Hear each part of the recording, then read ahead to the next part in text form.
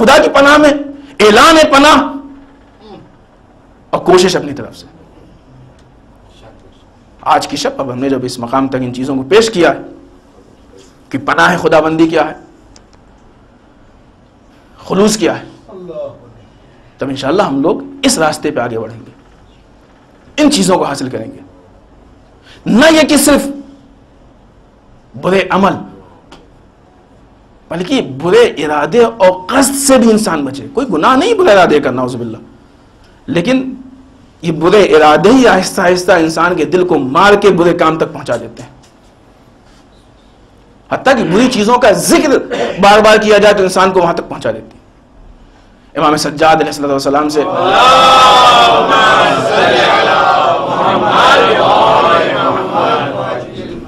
आपके किसी शागिर्द ने पूछा कि मौला ये फरिश्ते हमारे अमाल जो देखते हो तो लिख लेते हैं, हमारी नियतों को कैसे लिखते हैं? वो तो हमने किया भी नहीं होता, तो हमारे इरादों को, हमारे कस्द को कैसे लिखते हैं?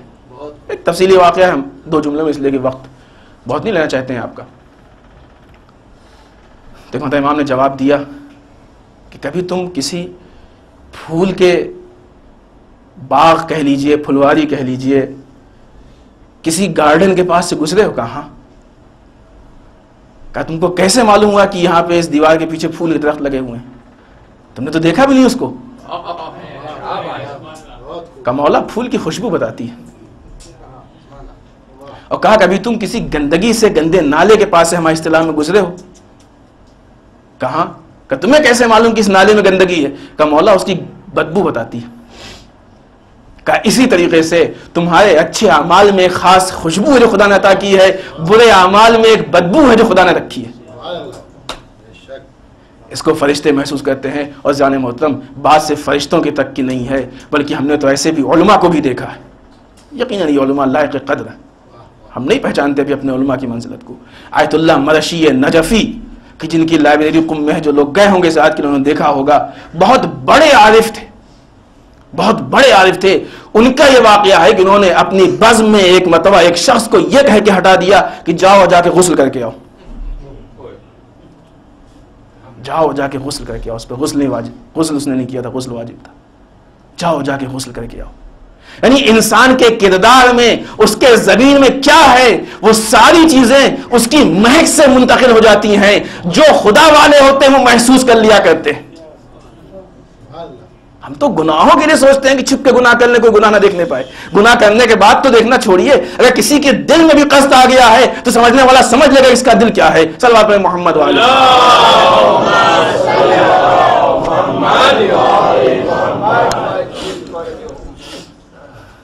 तो ये शब हमारे और खुदा के बीच के रिश्ते की शब है।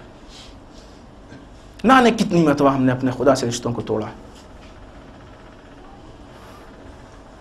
मिसाल तो नहीं दे सकते हम कि हमारे और खुदा के बीच मसलन माँ और बेटे का रिश्ता है, लेकिन हाँ, अगर खुदा की मोहब्बत को जरा सा भी किसी चीज में उसकी एक झलक को इंसान देख सकता है तो माँ की मोहब्बत में देख ले।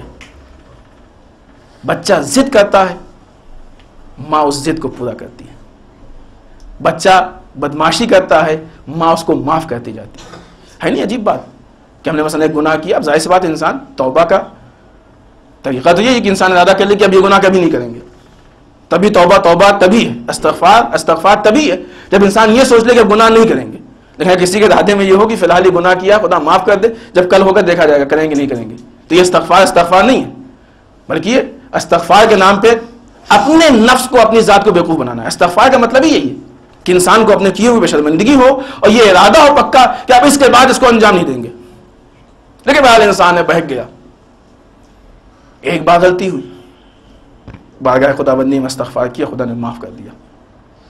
दोबारा गलती हुई, खुदा ने माफ कर दिया। तो इंसान सोचता नहीं कैसे ये रोज रोज हम खुदा से माफी मांग रहे हैं, रोज रोज खुदा माफ कर रहा है। तो अपनी माँ को देख लो, बच्चा दिन भर में 2500 उसकी मुखालफतें करता है और माँ हर मरतबा उसको अपने सीने से लगा लेती है। एक मरतबा अगर बच्चा अपने सर को झुका के, चेहरे को बना के, आंखों में आंसू लेके सामने आ जाए तो मां को असल उसकी गलती ही नहीं याद रहती है, वो मोहब्बत जोश में आ जाती है। आज की रात उसी की रात है, आज उसी की रात है। कितनी गलतियां हैं हमारी, हमारे नाम अमाल जब हमको रोज़े महशर मिलेंगे, लेकिन हम सब के दिल में हमारे नाम अमाल है। हम सबको मालूम हमने क्या किया। हर आदमी अपने अपने अमाल को जानता है। यकीनन बहुत बड़े बड़े गुनाह पालने वाले हमने अंजाम दिए हैं, लेकिन आज हम उस पर शर्मिंदा हैं। एक बार अगर इस एहसास के साथ बारगाह खुदाबंदी में आ जाएं तो यकीन जानिए कि खुदा ऐसे हमको गले से लगा लेगा जिस तरीके से हुसैन ने खुद को गले से लगाया था। हमारे पास मिसालें मौजूद हैं।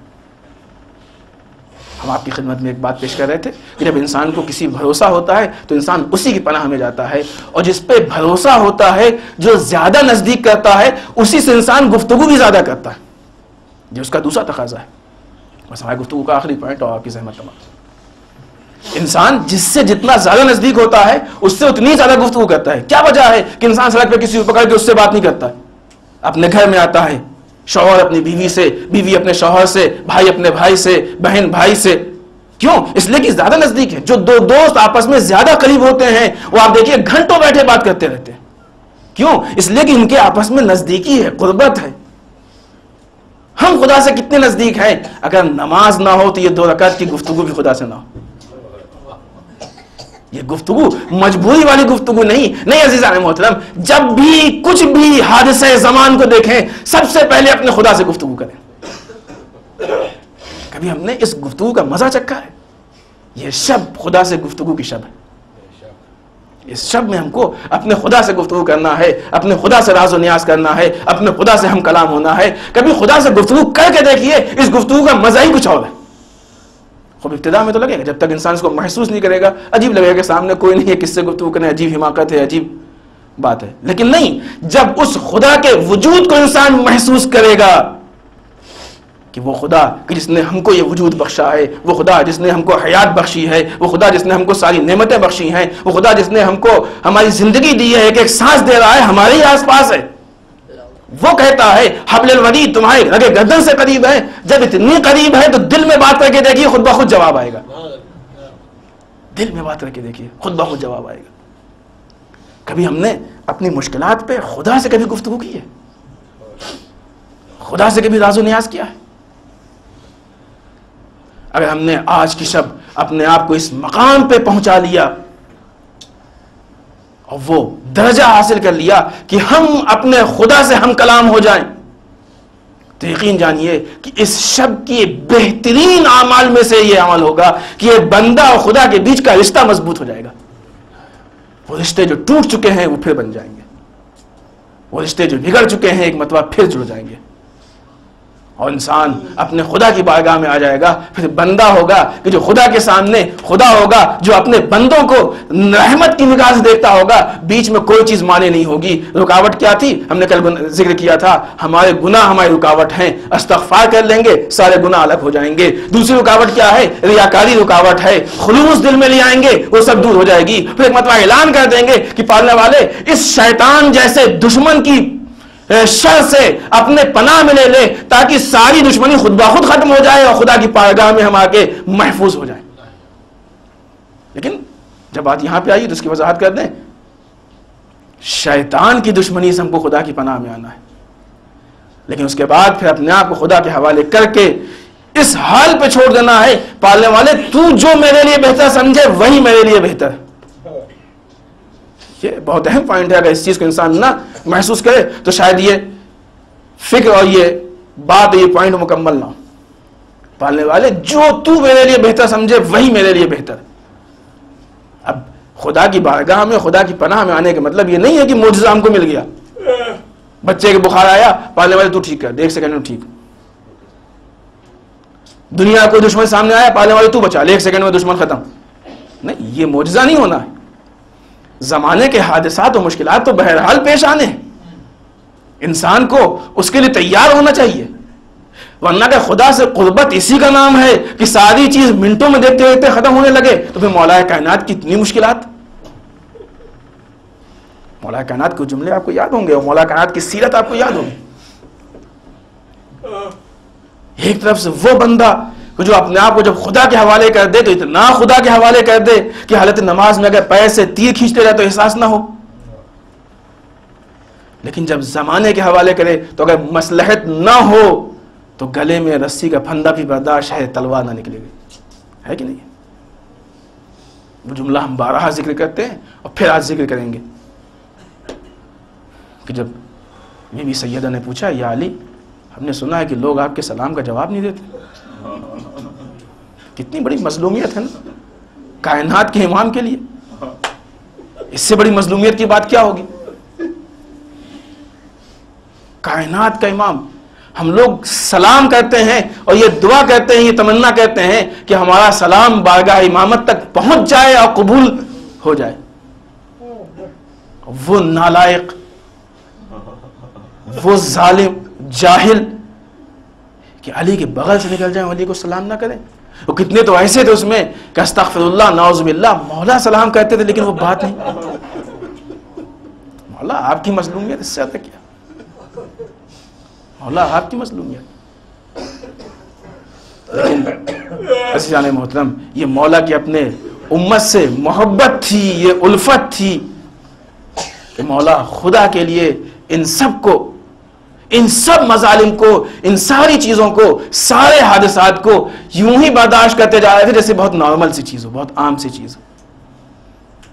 वरना अगर बात सिर्फ इतने पे होती कि इंसान अपने कुव्वत बाजू से सारे फैसले कर ले, अपनी तलवार से सारे फैसले कर ले, अपने असलहे से सारे फैसले कर ले, तो तारीख की शक्ल ही कुछ और होती।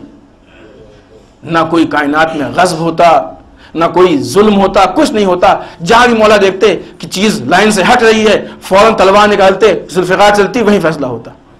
लेकिन नहीं, मौला चाहते थे कि हर चीज एक नॉर्मल तरीके से हो। लिहाजा आज हमको भी इताअत परवरदिगार एक नॉर्मल तरीके से चाहिए। पालने वाले तेरी इताअत है, तेरी बारगाह में है, और ये फितरत का तकाजा है। जब इंसान किसी से इश्क करता है तो अब उस इश्क के नतीजे में उसकी हर चीज से मोहब्बत होती है। आपने देखा होगा ना, दो दोस्त आपस में बहुत मोहब्बत करते हैं, तो जब मोहब्बत कमाल पे पहुंचती है तो एक दोस्त दूसरे दोस्त का कोई भी काम हो, कितनी भी मुश्किल क्यों ना हो, करने में मजा आता है। बाप जब बेटे से मोहब्बत करता है तो बेटे के लिए मेहनत करने में मजा आता है, बेटे के लिए तमाम वसाइल मुहैया करने में मजा आता है। क्यों? तकाज़ा मोहब्बत यह है, मोहब्बत जितनी बढ़ती जाएगी इन मुसीबतों में उतना ही मजा आता जाएगा, इन मुसीबतों में उतना ही मजा आता जाएगा। अहले बैत ने जो इन मजालिम को इतनी आसानी से बर्दाश्त किया, उसका शायद एक राज ये भी था कि चूंकि खुदा से इतना इश्क था कि पालने वाले तेरे रास्ते में तीर भी पड़ेगा, मजा आएगा, तलवार पड़ेगी, अच्छा लगेगा, जितने भी जुल्म होंगे, इसलिए कि तुझसे अगर मोहब्बत है तो तेरे रास्ते से मोहब्बत है। इस मोहब्बत को कोई करके तो देखे। ये आज की शब इस मोहब्बत की शब है, वरना इतना आसान नहीं था कि एक जिस्म में 1951 जख्म हो और वो जिस्म चलता हुआ नजर आए। कभी आंखों के सामने जनाजा, कभी हाथ पे जनाजा, कभी 18 साल का जनाजा, कभी 36 साल का जनाजा, कभी 6 महीने का जनाजा। कैसे बर्दाश्त करना इतना आसान नहीं। आज किसी के यहाँ एक मौत हो जाती है तो कई दिन तक वो होश में नहीं रहता। खुदा ना करे किसी का एक जवान बेटा मर जाए, खुदा सबको तूले उम्र दे। कभी भी किसी के घर में किसी का बेटा बीमार तो पड़ा होगा, सारे काम भूल जाता है जब तक उसको सेहत न मिल जाए। हाय, हुसैन का एक बेटा खैमे में बीमार, दूसरा मैदान में मसरूफ जिहाद। इश्क मोहब्बत खुदा है। आइए अजीजों, हमने आपकी ज़हमत तमाम की, आपकी आवाज़ें बुलंद हो गई। आज की उस शब्द की मुनासिबत से गुफ्तगू करनी, ये इश्क खुदा था कि पालने वाले ज़रबत लग जाए लेकिन तेरे सजदे को अली नहीं छोड़ सकता है। कितना अच्छा शेर है, इस्लाम के दामन में बस इसके सिवा क्या है। एक ज़रबत यदुल्लाह, एक सजदा शब्बीरी। ये सजदे की कीमत इंसान पहचाने। अगर ज़रबत की कीमत में भी सजदा करना पड़े तो अली से सबक सीखो कि सजदे को तर्क ना करना चाहिए, इसलिए कि सजदे में जो नेमत है वो ज़रबत के मुकाबले में बहुत बड़ी नेमत है। अजीजों, लीजिए वो क़यामत की सुबह आई कि अली अपने घर से निकले, मस्जिद पहुंचे, सर को सजदे खालिक में रखा। अब जो सर उठाना चाहते हैं, उधर से तलवार चली, एक मतवा ज़रबत लगी, फुस्तो रब्बिल काबा की आवाज बुलंद हुई, जिब्रील ने नाला बुलंद किया, अरकान हुदा मुनादिम हो गए। इमाम हसन ने नमाज मुकम्मल की, हसनैन ने चटाई पे जिस्म लिया। अज़ादारों, एक मतवा ये जिस्म जब घर पहुंचा तो बेटियां परेशान हो गई, बेटियां परेशान हो गई। ज़ैनब रोने लगी, उम्मे कुलसूम रोने लगी, इधर लड़के रोने लगे। अजीज़ाने मोहतरम, अजीब क़यामत का मंजर था। तबीब आया, तबीब ने देखा, देखने के बाद कहता है मौला मौला आप वसीयत कर लीजिए, इसलिए जब जिंदगी के आसान नजर नहीं आते, जितना हो सके दूध पीजिए, जितना मुमकिन उनको दूध पिलाया जाए। अजीजों, कूफे के घर में जिसके पास जितना दूध था लेके आ गया कि शायद ये हमारा हदिया अली की बारगाह में काबिल कबूल हो जाए। तारीख लिखती है कि 2 बर्तन में दूध लाया गया, मौला के सामने पेश किया गया। मौला आपके लिए तबीब ने दूध बताया है, दूध नोश फरमा लीजिए। अब तक इब्ने मुलजिम पकड़ा जा चुका था, सामने खड़ा था। मौला ने एक मतवा एक जाम उठाया, इब्ने मुलजिम की तरफ बढ़ाया, ले तू पी ले। एक खुद पिया, एक मतवा हसन को मुखातब किया, वसीयत की, ए बेटा अगर मैं बच गया तो मैं खुद जानता हूं इससे क्या करूंगा, लेकिन अगर मैं नहीं बचा तो बेटा फिर इससे एक ही ज़रबत का बदला लेना, इससे ज्यादा हक नहीं। और जब तक ये तेरी गिरफ्तारी में है, ए हसन, जो खुद पहनना वही इसको पहनाना, जो खुद खाना वही इसको खिलाना। ए मौला, ये कत्ल कर चुका कातिल पे इतना रहम कि जो खुद पहनना वही पहनाना। अजीजों, सोचिए इन जुमलों को। आपको कोई तारीख याद आई? ए हसन, जो खुद पहनना वही पहनाना, जो खुद खाना वही खिलाना। ए मौला, करबला में आके देखिए, हुसैन के जिस्म से लिबास उतार लिया। अरे जाने हो कौन पूछे, नए पे पहला बिठा दिया गया, छोटे छोटे बच्चे, आतश की आवाज। जज़ाकल्लाह। बस चंद जुमले, शब शहादत है अजीजों। दिल चाहता है थोड़ा मसाइल ज्यादा पढ़े, आपकी आवाजें बुलंद हो गई, खुदा इन आवाजों पर रहमत नाजिल करे। नहीं मालूम अगले साल हम में से कौन जिंदा होगा। तारीख लिखती है कि एक मतलब इमाम हसन ने ऐलान किया कि हमारे बाप का आखिरी वक्त है, आप लोग अपने अपने घर जाइए, हमारे बाप को आराम करने दीजिए। एक सहाबी आया जिसका नाम असबक था। एक मतलब उसने इसरार किया कि हम चाहते हैं आखिरी टाइम में अली से कोई हदीस सुन ले। अल्लाह अल्लाह, दरे अहले बैत, शायद वो आने वाला जानता था कि अगर जाने की इजाजत मिलेगी तो सिर्फ हदीसी के नाम पे मिलेगी, कि आखिरी दम तक भी इस्लाम के नशो इशाअत के लिए काम करते हैं।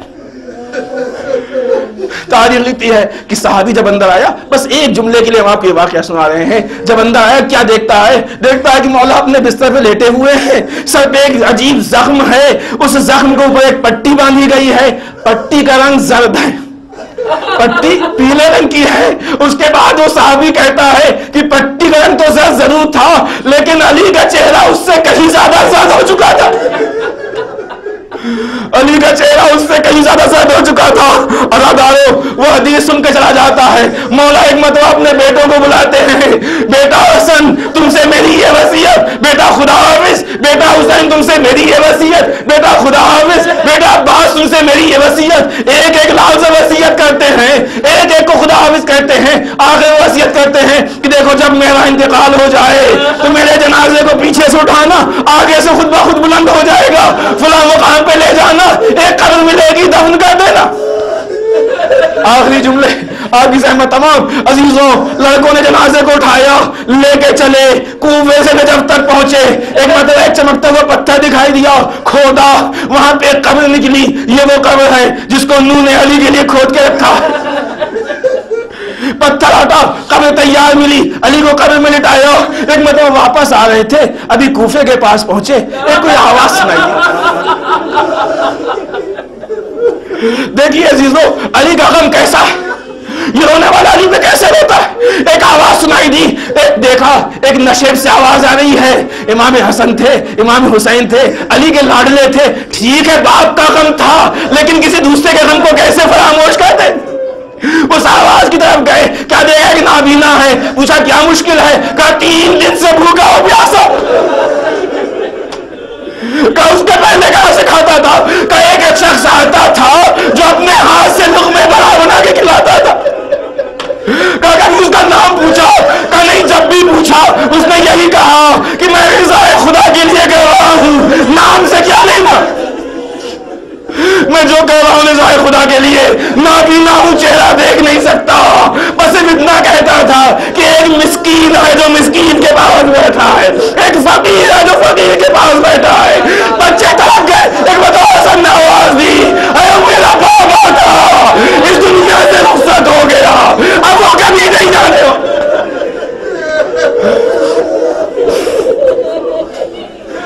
अजीजों, एक मतोस नाबीना ने ख्वाहिश जाहिर की कि भाइयों अगर मुमकिन हो तो हमको उसके कब्र तक ले चलो। तड़पने लगा, बर्दाश्त न कर सका, ख्वाहिश जाहिर की हमको उसके कब्र तक ले चलो। एक तरफ से इमाम हसन ने छाना पकड़ा, एक तरफ से इमाम हुसैन ने छाना पकड़ा, लेके एक मतवा फिर अपने बाप के कब्र दिया। ए बाबा ये आपका चाहने वाला मिलना चाहता, अब जो उससे बताया ये कब्र है नहीं, एक मतवा अपने आप को कब्र पे गिरा लिया। इतना तड़पा, ए मारने वाले, जब कायनात में अली नहीं तो हम क्या करेंगे? मेरी रूह को कब्ज कर ले। तारीख लिखती है उसी जगह उसकी रूह परवास कर गई। आए मौला आपका चाहने वाला इतना रोया कि दुनिया तक कर गया। ए मौला हमको भी मोहब्बत से मालो माल कर दे।